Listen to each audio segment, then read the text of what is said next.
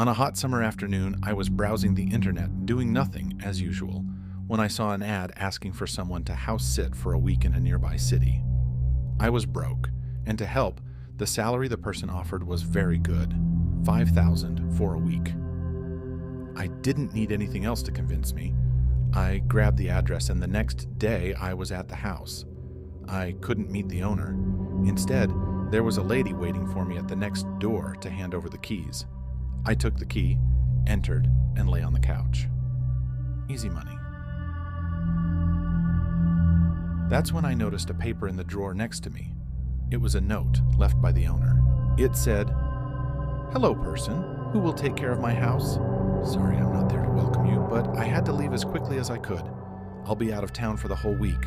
As I said, I want you to follow just a few rules so nothing goes wrong. They're not many, just 4, but you must pay attention.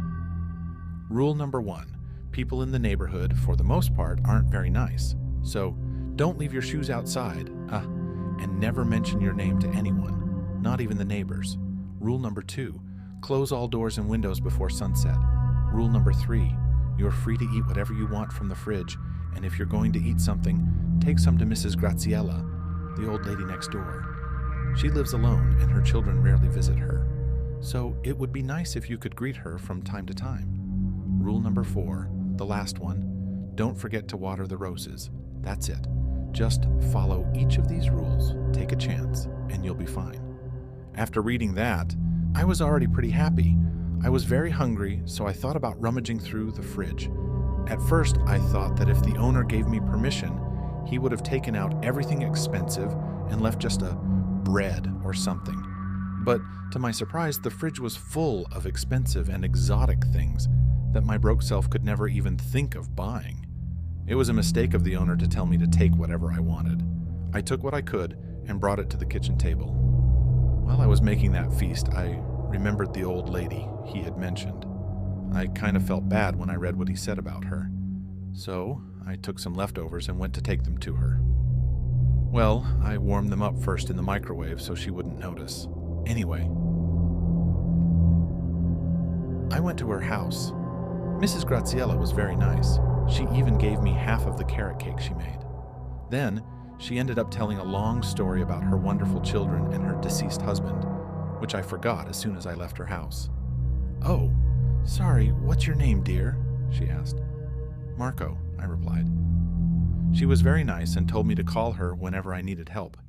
Anyway, it was already late, and I remembered that I still had to water the roses of the owner's house. They were about to bloom, so it would be a shame if they withered. It was getting dark outside as I returned home, which I was taking care of because of I didn't even realize that I was stepping in the mud. When I checked my shoes, I saw that they were covered in mud. To avoid dirtying the house, I left them outside and put on the pair of slippers near the front door, which I didn't even know whose they were. Maybe the owner's. The night came, and it was still kind of hot. By the way, what the hell kind of weather is this, huh? The Earth turned into hell, and we still haven't found out. It feels like a sauna. Anyway, I sat on the couch and put on some streaming movie on the huge flat-screen TV in the living room. The noise from the air conditioner started to bother me, but it was hot. So I turned it off and opened the windows in the living room. I only realized at that moment that I was disrespecting one of the rules. But those windows were barred, with very strong grills. No one could enter through them, if that was the owner's concern. It was past midnight, and I was still on the couch, half asleep, with the TV on, drowsy. I thought I heard some noises behind me. I didn't pay much attention to it until I heard my name, Marco. I turned back, and to my horror, I saw a woman looking directly at me, smiling, while contorting herself to pass through the window between the bars. I screamed in shock, and the woman started laughing maniacally. "Marco! Marco!" I froze. I couldn't comprehend what I was seeing. I could hear her bones painfully cracking as she twisted and contorted her body to force her way in. And somehow, she was succeeding. It was so unnatural that just seeing it almost made me vomit. I screamed for the woman to leave, but she kept laughing. My heart started pounding, and my senses screamed for me to do something. Whatever it was, I couldn't let that thing in. So, quickly, As soon as I thought about it, I got up, grabbed the window to close it, and hit her in the face. "Marco! Marco!" she shouted, and I yelled at her to leave, hit her in the face again until she finally left. I ran to close the 2 windows while she screamed even louder. "Marco! Marco! Open the door!" The woman, or whatever it was, banged on the door, and it shook violently. I ran there and held it, thinking it would break, but it didn't. And then suddenly, the noises stopped. I looked through the peephole of the door, and the strange woman thing had disappeared. It was over.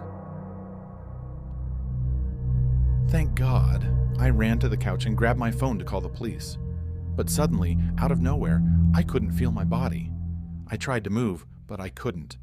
My body turned on its own and slowly walked towards the door.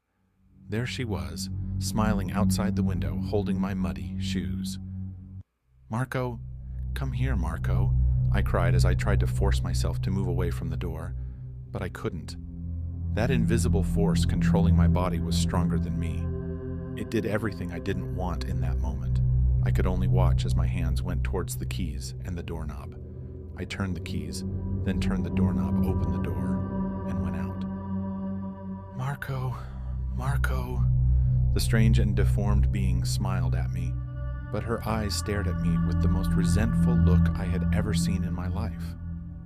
I begged her to stop and let me go, but she kept repeating my name, and I kept walking towards her. "Come here, Marco." I was sure I was going to die there, and in my last desperate attempt to survive, I screamed, "Mrs. Graziella, help, please." Suddenly, the porch light of Mrs. Graziella turned on, and the old lady came out of the house.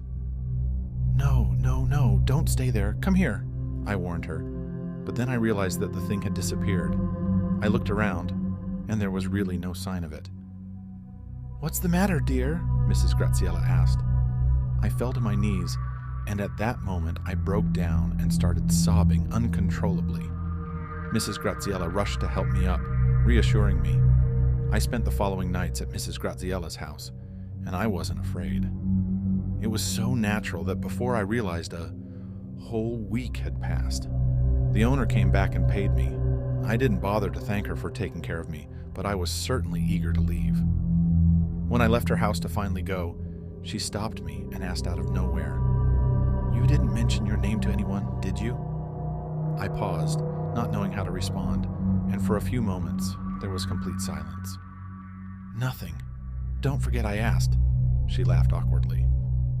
I hurried out of the house and tried to forget what happened, but her question lingered in my mind. Then, that same night, I heard it again.